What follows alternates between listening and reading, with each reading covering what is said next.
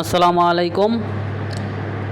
আমি আজ আপনাদের দেখাবো যে একটি সিলিং ফ্যানের বিয়ারিং কিভাবে কভার থেকে খুলতে হয়।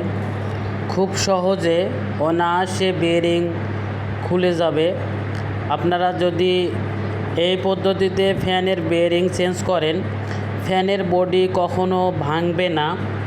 আপনারা দেখুন আমি কত সুন্দরভাবে একটি পুলার দিয়ে বেয়ারিংটি খুলতেছি। দেখুন বেয়ারিং খোলা শেষ।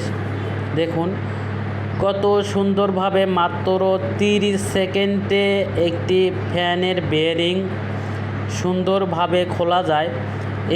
এই বেয়ারিং যদি আপনি বাড়ি দিয়ে খুলতে চান তখন আপনার ফ্যানের বডি ভেঙে যেতে পারে। দেখুন এবার আমি উপরের সাইড